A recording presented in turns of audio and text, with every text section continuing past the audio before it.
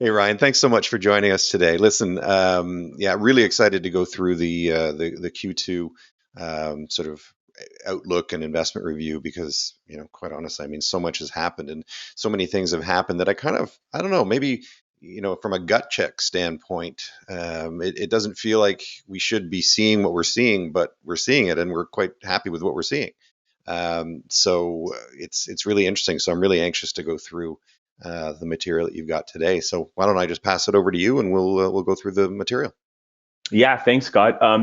Thanks for having me today. Mike couldn't be here, but certainly says hello to you. It's certainly been a good first half of the year. We'll talk about what that looks like. Slow start out of the gate over the first quarter, but Q2 certainly adding quite a bit of value. Absolute returns, relative returns have all been good. Numbers are all positive. We'll talk about the elephant in the room, which we can call bonds, which have been the only wink link in many portfolios. But certainly, we'll try and connect where we are today with the world we're living in, and see if we can make sense of it. So let me get started here. We'll start off with a little bit of market highlight and where we've come from in Q2, and you'll see the bars represent Q2 performance across asset classes. And for those of you interested, for the first half of the year-to-date numbers, I've included well in these lighter greenish gray here at the bottom. You can see not only in the quarter, but on the year, Canadian stocks have really led the charge. On the quarter, Canadian stocks up 8.5%, followed by US stocks, international stocks, and bonds. On the year, you'll see bonds have actually detracted.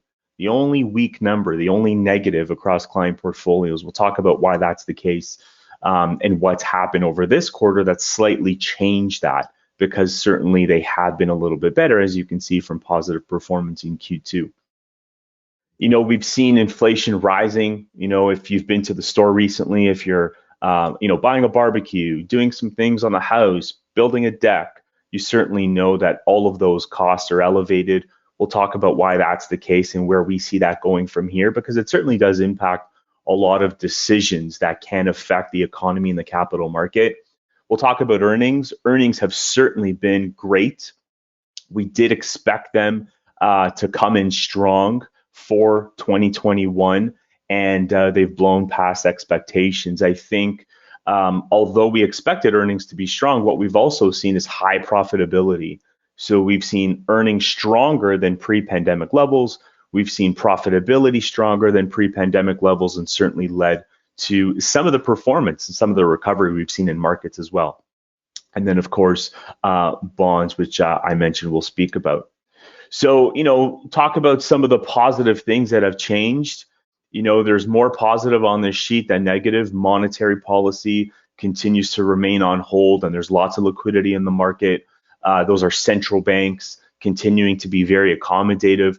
Government checks are continuing to being paid, at least in our neck of the woods, until September, placing some pressure on the job market, Scott, but we'll talk about why we think that's the case. And we think that longer term stimulus will be replaced by things like infrastructure, which we're seeing our partners and neighbors to the south working on now. Regarding the economy, certainly showing strong recovery coming from a lot of weakness and that shock to demand and shock to supply we experienced early in 2020. And of course, we're still living within a pandemic. So there's still risks where the pandemic is concerned, but certainly higher vaccination rates. We're seeing a reopening of the economy. We're seeing all of those curves being pushed down. So certainly a lot of positive on this page, and certainly rolling into and spilling over into the economy and the market as well. In terms of stocks, you'll see this roller coaster ride, you could call it, we've been on since January of 2020. Since the peak, from January 1st of 2020, the market was down 32% at that bottom.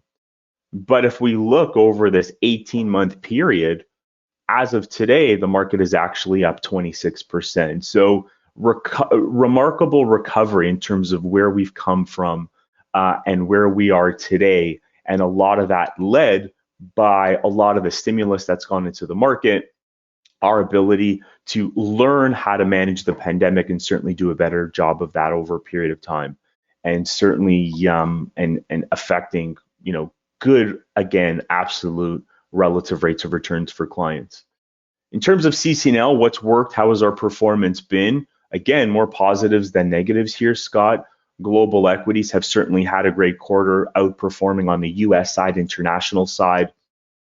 Small caps have outperformed large counterparts. So not only has our portfolio outperformed the small cap index, but it's also outperformed large cap names as well. We'll talk about positioning as we build up that small cap exposure throughout 2020.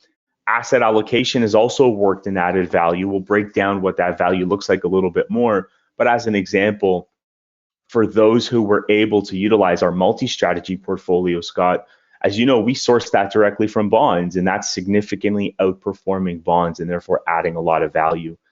The weaker part would be more focused on the Canadian side and specifically our income and growth strategy.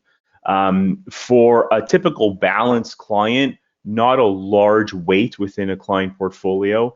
Clients who have more focused on income strategies or more conservative risk tolerance would be focused more on income and growth. So yes, absolute numbers are good. It's up over about 15% on the year, however, slightly behind the TSX, but on days of volatility, significantly less volatility, Scott. So really a good focus on yield growth in the form of dividends, and of course, not capturing all of the downside on those days that we see that. Looking at that performance a little bit more. So again, bars represent Q2 year-to-date numbers in the far margin here. And I'll pick out a few. So that income and growth strategy, you'll see on the quarter 5.6% versus the TSX at 8.5%, behind the benchmark slightly again for the year. But you'll see our core strategies, value growth, outperforming the benchmark, not only on the quarter, but also keeping in line and slightly above on the year as well.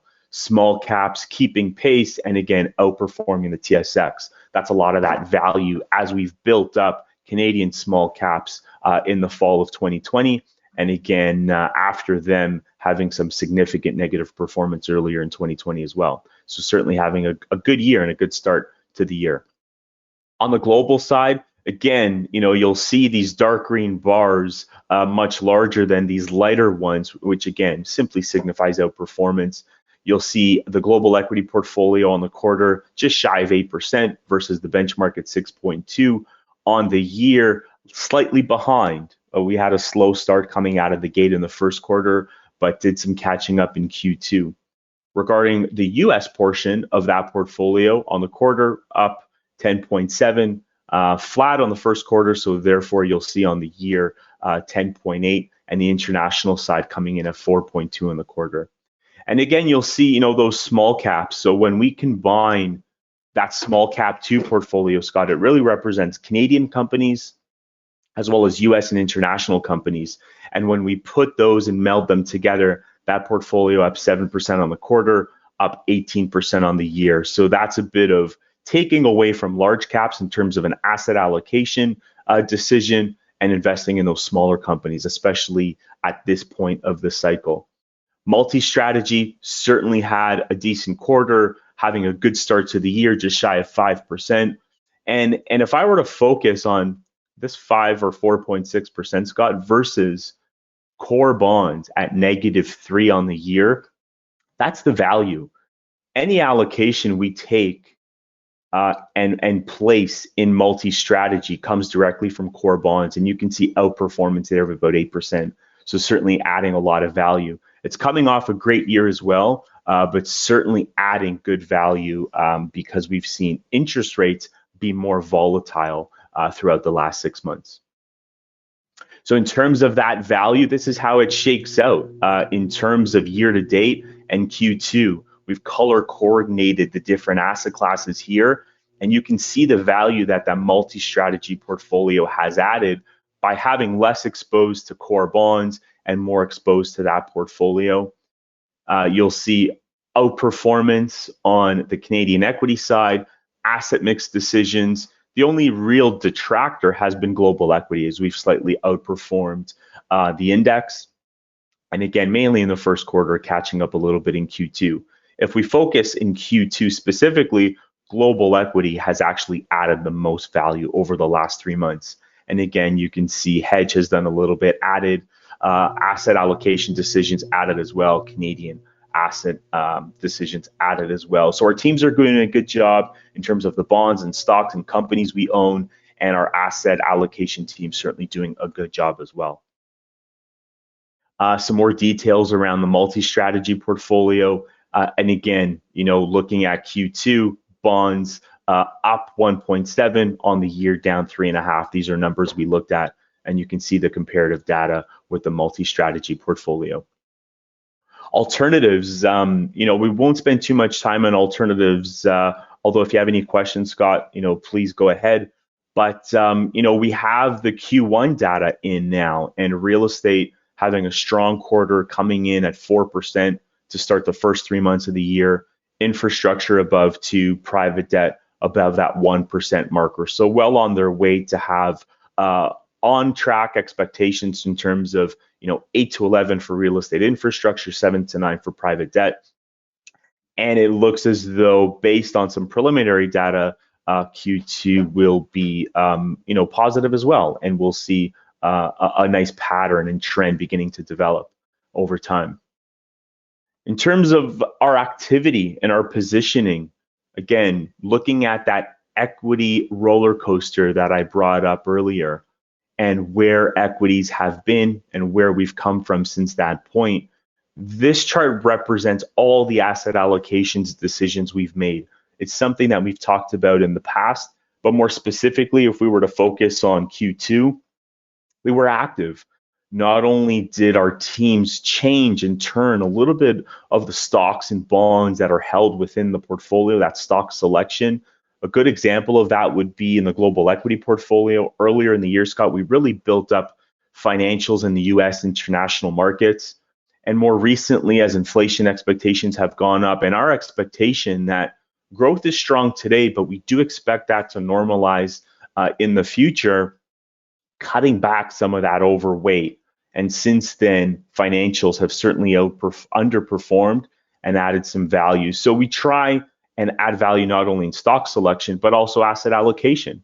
We've taken profits in global equity. We've built up high yield bonds within balanced portfolios as well. We do see that as a good opportunity going forward, and certainly a much stronger yield than loaning money to the Bank of Canada, as an example.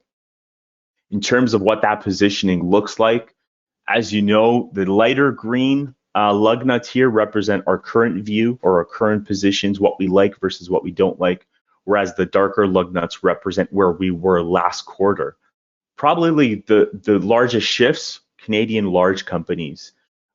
They've performed well. We've been happy that they've performed well, but we also haven't rebalanced, so we're more neutral, Canada versus global today.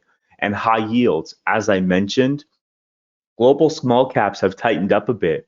This was much larger than it has been in the past, and you can see we still like global companies, just a little less so than we have in the past. And we've taken that exposure, taken that profit, and we've redeployed that in high yield bonds. So we still like stocks. We think they'll continue to outperform bonds on the year. So we're not changing our overweight to stocks. We're just prudently taking some profits where we think they're due and redeploying those into good opportunities going forward as well.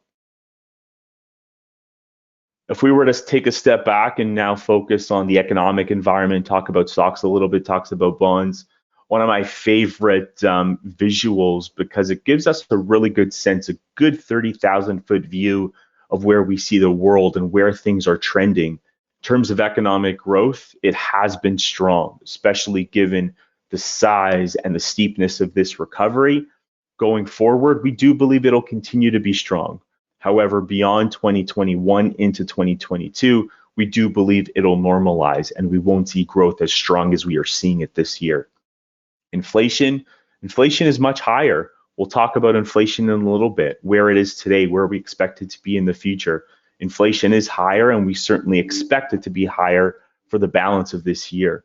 monetary policy, the decisions the Bank of Canada makes, the Federal Reserve in the US, well, that's quite accommodative. It's quite easy. We have very low rates, we have low borrowing costs, and we also have bond purchasing programs, which means Bank of Canada, Federal Reserve in the US is buying bonds and therefore injecting cash into the market. And therefore, we have a lot of liquidity. And you could also argue a lot of that liquidity has driven up risky assets or stock like prices. But again, that would be a combination of liquidity and a strong recovery as well.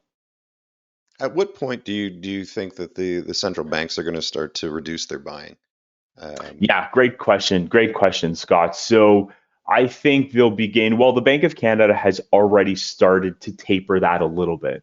Each month, month over month, they already buy less in the bond market than they have in the previous month. That's something they've been doing over the last couple of months, over 2 or 3 months, and we believe that'll be something they continue to do. I think the Canadian market has proven to be, the Canadian economy has proven to be quite resilient.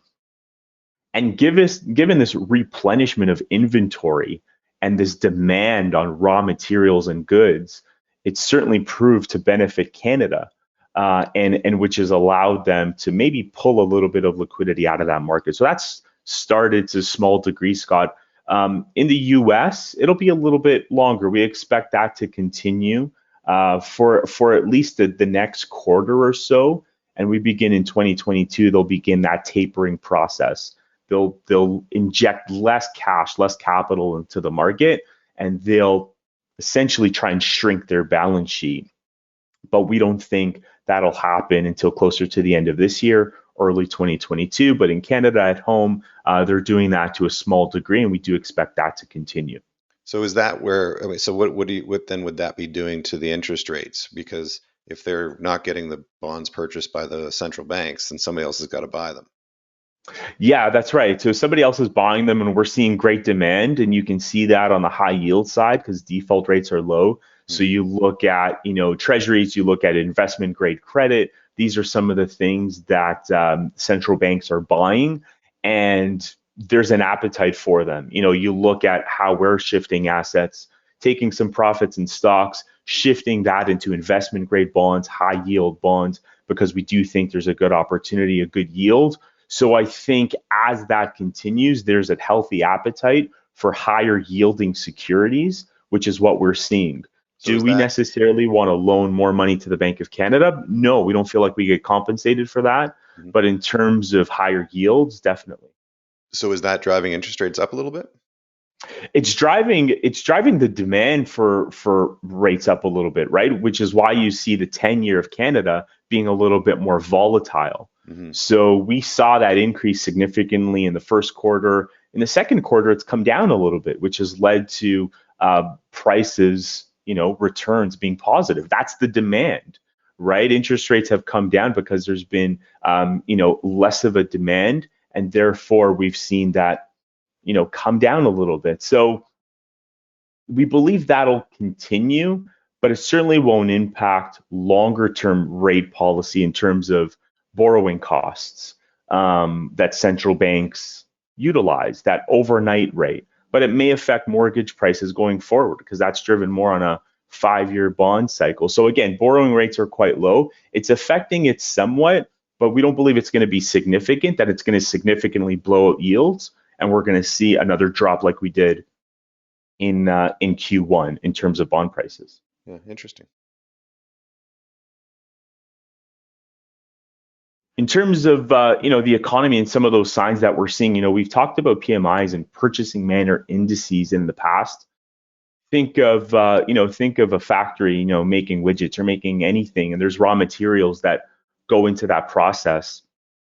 This PMI survey is a survey of the managers on the floor buying those raw materials and what they're buying today versus what they're ordering in the future.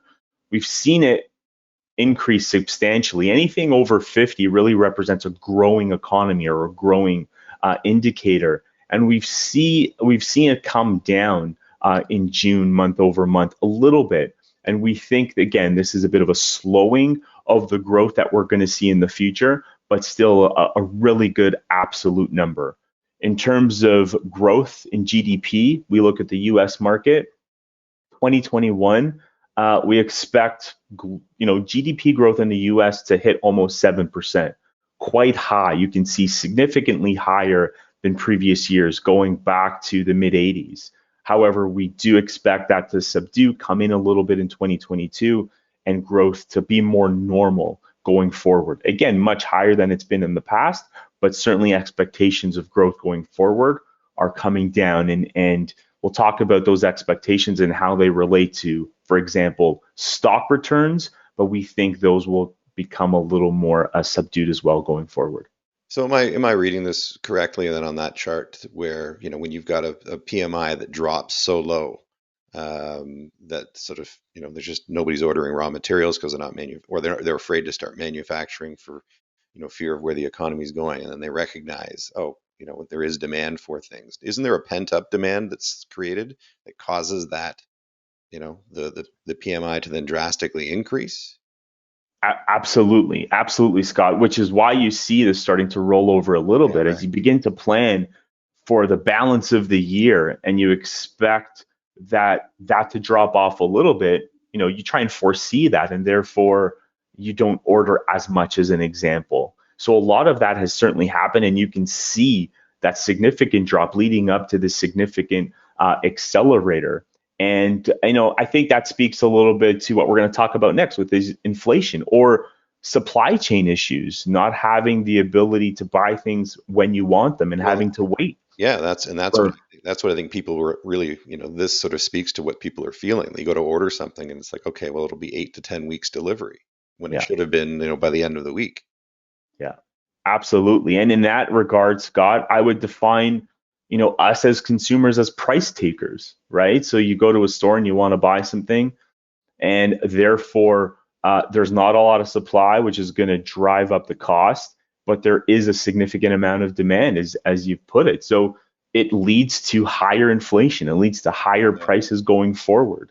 And right now, inflation currently just shy of 4% officially. I think many would argue it feels like more than that.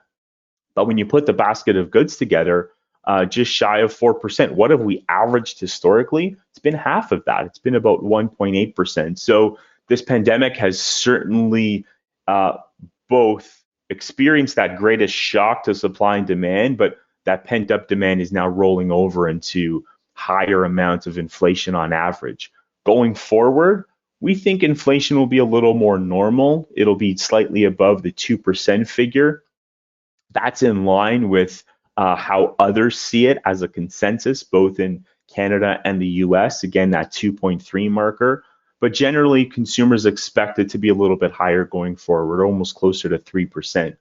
And I'm sure, Scott, you talk about this in your planning and how you build some of that planning into it. At 3%, 2.5%, 3%, we don't expect it to materially impact returns. Now, generally, inflation would be a positive for risky like assets, like stocks, like the private market alternative portfolios as well. But coming down from where we are today, about 4%, we do believe it is somewhat temporary. And we do believe that that pent up demand is really driving these higher amounts of inflation.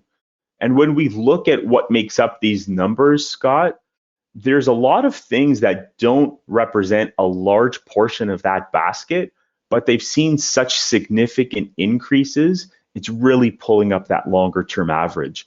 So, for an example, we went back and we looked at the average inflation of some of these items: vehicles, airfares, hotels. That's the darker bars you're seeing. They really haven't represented any inflation in terms of everything in that basket, all these materials that you and I would buy, these goods you and I would buy. However, right now, in the most recent reading in Q2, automobile prices up over 20%, airfares and the demand up almost 25%, hotels and people, that pent up demand to travel, up over 15%. So these significant price increases are certainly leading to higher amounts of inflation. And we do believe that'll be more temporary. And over time, these prices will moderate. On the other side, things that have been a significant accelerator Food, we've seen that, continue to be on average increasing at about 2.5%. Medical costs have come down significantly. A lot of that could be a lot of things on hold, Scott, in terms of focusing on the pandemic and focusing on healthcare around the pandemic. And of course, rents. We saw rents come down as the demand for renters came down, and we've seen that increase as well. So that'll be something that we expect will continue to drive forward. And that's also what we hear from our real estate team at Crestpoint. So you'll see when we look at the data, we certainly believe, you may have heard the word transitory, but we certainly believe a lot of this inflation that we're seeing is temporary, and over time it will moderate. And we believe that will happen in 2022 as some of this pent up demand gets exhausted and we finally get the goods we want, or we move on and the world becomes a little more normal. And we see that pent up demand of travel, coming in as people take their trips, people finish some rentals on their house, people get their landscaping done, all of those things you'd normally expect when people are at home. Now, central banks, they're focused on inflation. You look at the Bank of Canada, what's their job? Their job is twofold. It's really not to manage interest rates. That's the tool they use. But their job is to ensure inflation is at their target. Their target is 2%. And it's also to ensure that the labor force is at full employment. And right now, with inflation tracking well above their target, but again, they also believe it's more temporary, their focus really is on the job market. And we've seen job openings across Canada, across North America, be much higher today than they have been on average. A lot of jobs are open but not getting filled. But at the same time, we're seeing very low labor participation.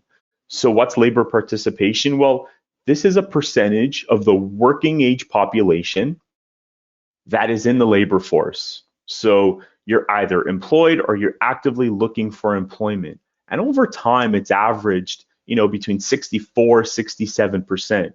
As of today, increasing from a low of 60, but still quite low. And there's a very low participation rate, which means there's a segment of the population that we don't even include in this data because they're not even looking for work. And therefore, there's job openings, but there's not a lot of people looking for those jobs or applying for those jobs. If you were to think about some of the reasons why, some of the government stimulus could be an example of that. Also, a retraining of the workforce. And we'll see if this continues in Q3, Scott, as the Canadian income supplement is set to expire in September. And if it does, we may see this participation rate increase. And the same would be true for our southern neighbors. So we'll see what happens in Q3. But right now, central banks focused on the labor market really want to see unemployment shrink. And this is really what's driving interest rate decisions going forward. Again, those rate decisions are a tool, but their mandate focus on inflation, focus on employment. Yeah, and I mean that's sort of a byproduct of the methodology in which the government has used to inject the stimulus. They've been basically saying we'll pay you not to work, as opposed to we'll pay you to work, and we'll relieve the employer from some of that cost burden, but you still have to work to get it. And so, Yeah. when you have a choice to get compensation for not working versus working, what's the natural effect going to be? Well, most people, or a lot of people, would say, well, for the time being, I'll take a bit of a breather and I'll get paid for it. Yeah, absolutely. Especially, over a summer months. And I can't tell you how many business owners, Scott, that I've spoken with that have openings and are looking for help, especially over the summer. And oh my gosh, yeah. Sometimes, a lot of what they hear is, okay, I'll work, but can you please keep me under 30 hours? So again, we'll see what happens in Q3 when some of this stimulus is off the table. Yeah. The Canadian dollar has had an impact on client portfolios, Scott, because the strength of the Canadian dollar has hurt our US and international returns because we report in Canadian dollars.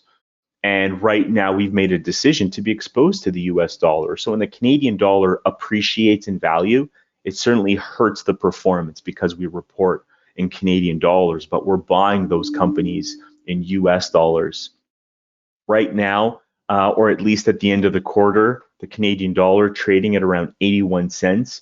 You can see historically this range, and over the last few years, really trading within a range of 70 to 80 cents.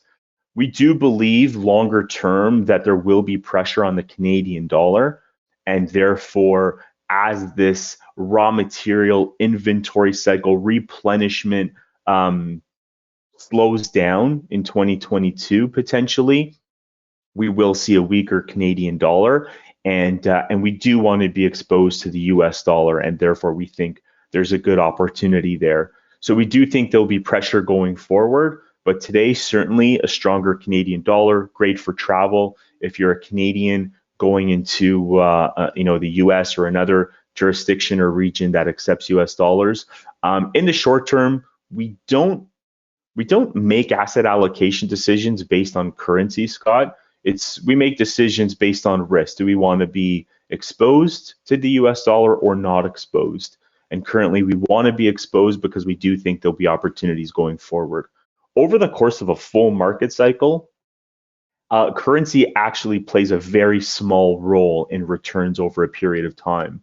And therefore, trying to time these things can be quite difficult. But again, we do believe going forward, there will be some pressure on the Canadian dollar. If we were to shift to bonds and stocks, this is what the government will pay you over time for loaning them money for a 10-year period. And you can see in January of 2020, 1.6. We talked about this increase last quarter. What happened in Q2? We saw that shrink a little bit, which led to positive returns on the bond side of the portfolio, making up some of that lost ground in Q1. Today, or at least as of the end of June 30th, the government paying you just over $1.40 for every $100 you would loan them.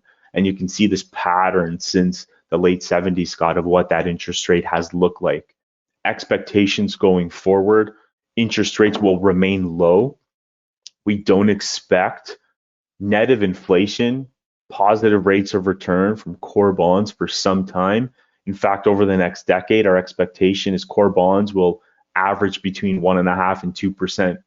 If our inflation target is accurate at about 2.2, that'll mean net of inflation, the return is actually negative. So not maintaining some purchasing power there. How do we manage that? How are we? Well, you're negative just from an inflationary standpoint, but in a non-registered portfolio, you haven't even brought in taxes to that. Yeah, absolutely. Absolutely. Such a good point, Scott. So, how do we manage that actively? Well, there's certain things in a core bond portfolio that we can trade and we can buy. For example, today we own real return bonds. Real return bonds are bonds. You could buy from a province, corporation, federal government, but they have a link to inflation. So the principal that you buy is linked to inflation and adjusted. So as inflation goes up, the principal of that bond also increases. Not necessarily the income or the yield, but the value of that bond increases in lockstep with inflation. That's an inflation hedge. Other ways to offset some of these risks are buying investment grade bonds. So buying bonds from a healthy corporation like a Canadian bank that we feel has a high and strong credit rating, a lot of cash flow, but will pay a little bit more in the form of yield as opposed to provincial or federal government because maybe they don't have the taxing power to do so. And the other side of that, Scott, which is again I've mentioned, is high yield bonds, increasing our exposure to high yield bonds. And when you even look at it from a net of tax yield, higher yield bonds, certainly not as attractive as other rates of return, but they are positive net of inflation, Scott. So our expectations for yields as we get a really nice pickup from where core bonds are, almost double what we receive from the core bond portfolio. And we don't feel we're taking on too much volatility or too much risk.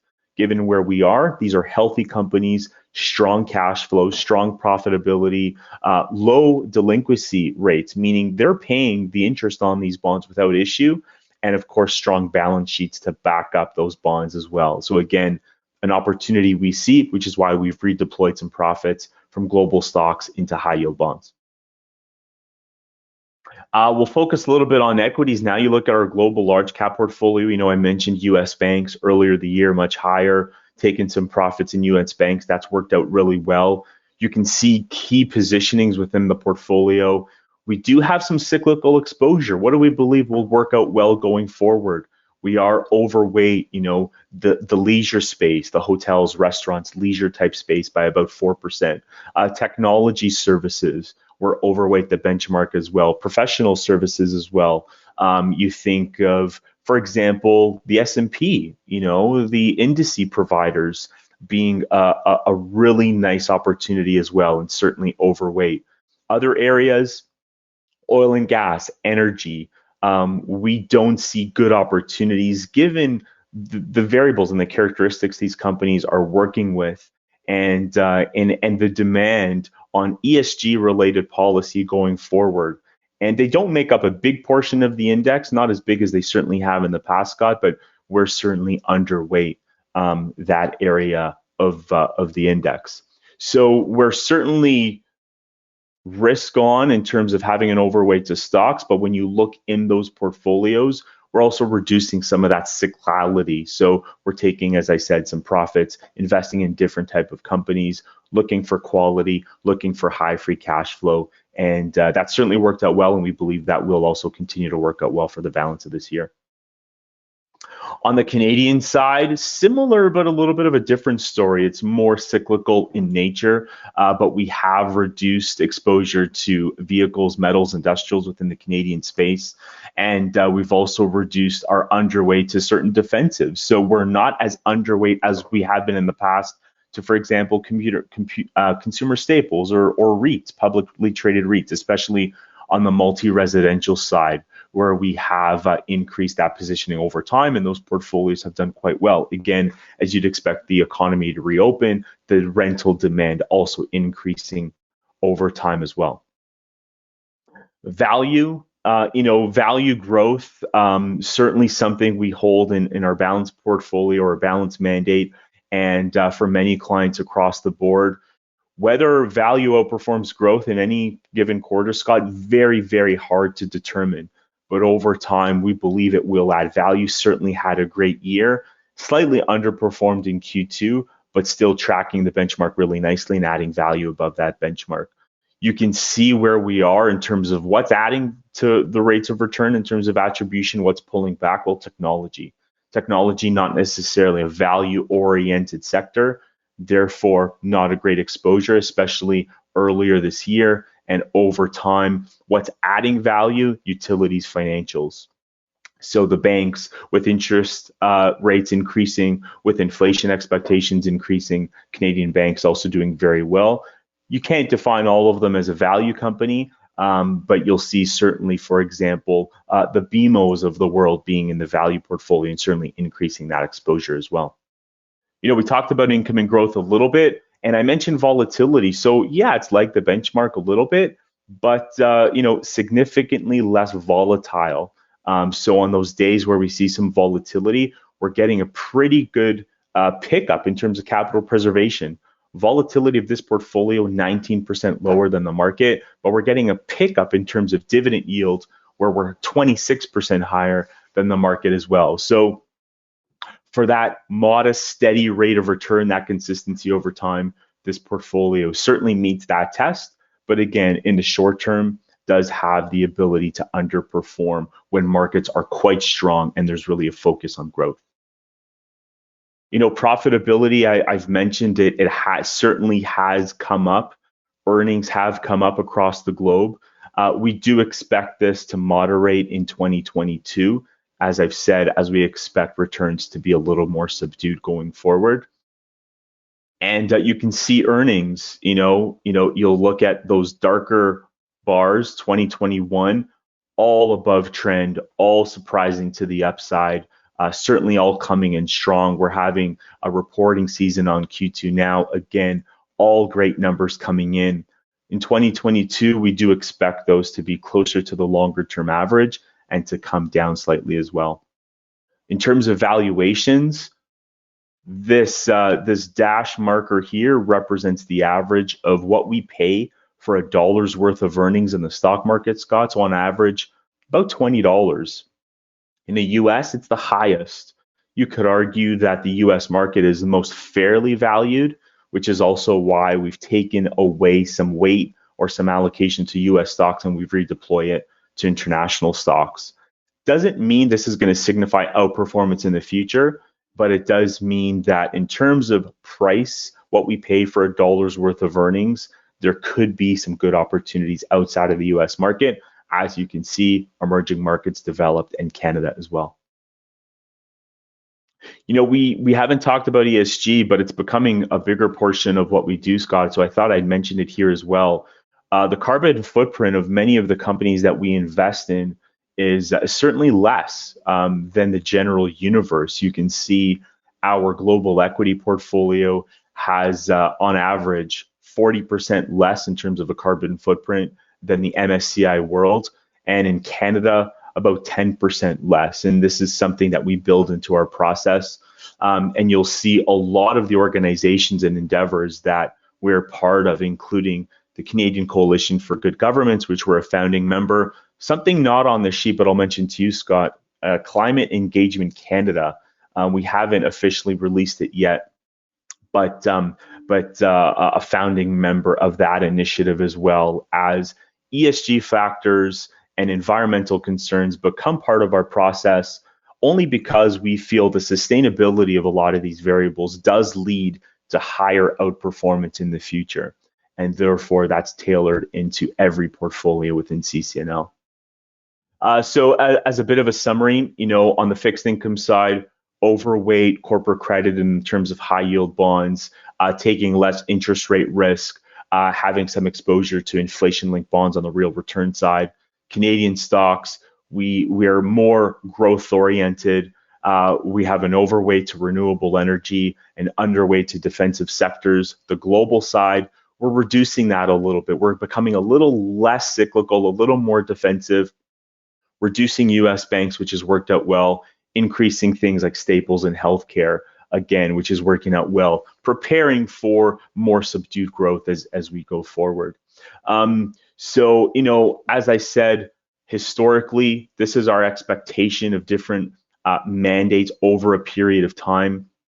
And you can see going forward, as we put these things together, construction is certainly important to us, whether it's on the bond side, the stock side, adding other tools like private markets, engaging with emerging markets or frontier markets, as we look for tools to provide less risk going forward, or at least not increase risk, but providing healthy rates of return. Again, that portfolio construction dynamic, that process, certainly important to us. So I'll pause there, Scott. Any questions that you may have or anything you want to get a little deeper to, please let me know. I know we didn't spend too much time on the alternatives, but if you have any questions in that regard, please let me know. Yeah, no, I mean, nothing particularly on this. It's interesting. The one thing that I have heard, we hear time and time again, which is one of the reasons why we're so confident in working with CCNL, is the fact that you've got so many tools in the toolbox, and it's very clear that as the economy goes through its cycles, and as things change, and as governments make changes and policies and events just happen, you've got to have tools to turn to in order to help either protect against risky environments or to help flourish when you can really lean in to areas where it makes sense.